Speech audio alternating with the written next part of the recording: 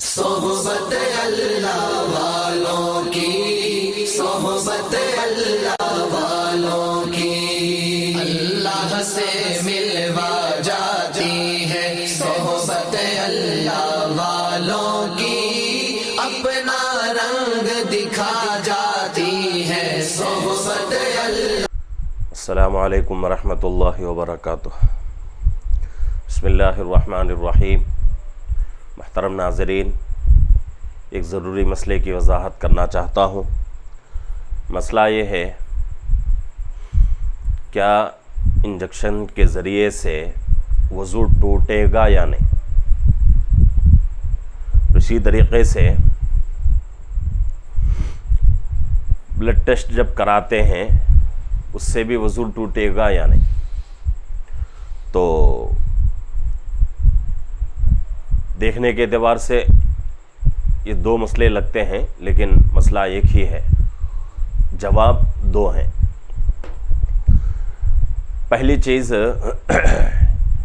Injection کے ذریعے سے وضو ٹوٹے گا یا نہیں، تو اس کے بارے میں فقہ کے اندر یہی بتایا گیا ہے کہ اصول یہی ہے کہ خون جب آدمی کے بدن سے نکل کر بہہ جائے تو وضو ٹوٹے گا۔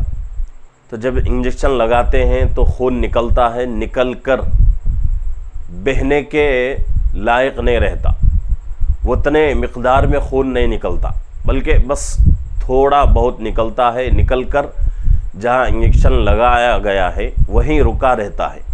تو اس کی وجہ سے ہمارا وضو نہیں ٹوٹے گا۔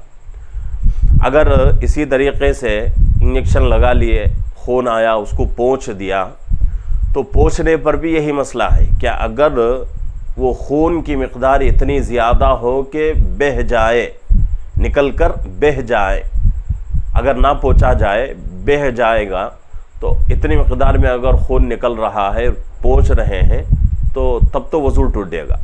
ویسے تو کسی کو جو ہے انجیکشن لگانے پر اتنی مقدار میں خون نہیں نکلتا، تو جو خون نکلتا ہے اس سے وضو کے اندر کچھ فساد پیدا نہیں ہوتا، وضو کے اندر کچھ نقص پیدا نہیں ہوتا۔ دوسری چیز، بلڈ ٹیسٹ کے لیے جو خون نکالا جاتا ہے وہ اتنی مقدار میں نکالا جاتا ہے کہ اگر وہ خون باہر اس خون کو چھوڑ دیا جائے تو نکل کر وہ خون بہہ جائے گا آرام سے۔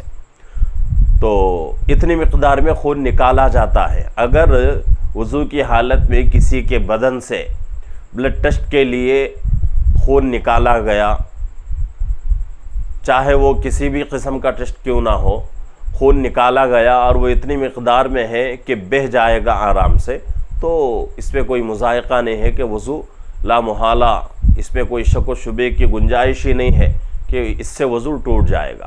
تو انجیکشن کے ذریعے سے ہمارا وضو نہیں ٹوٹے گا، اور بلڈ ٹیسٹ کے لیے جب خون نکالا جاتا ہے تو اس سے ہمارا وضو ٹوٹ جائے گا۔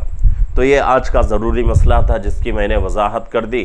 اللہ رب العزت سے دعا ہے کہ اللہ رب العزت ہم تمام کو آنے والے نئے زمانے میں جو پیش آنے والے مسائل ہیں ان مسائل کو سمجھنے کی، قرآن حدیث کی روشنی میں، اور اس کو مکمل طریقے سے قرآن حدیث کی روشنی میں عمل کرنے کی اللہ ہم سب کو توفیق عطا فرمائے۔ السلام علیکم ورحمۃ اللہ وبرکاتہ۔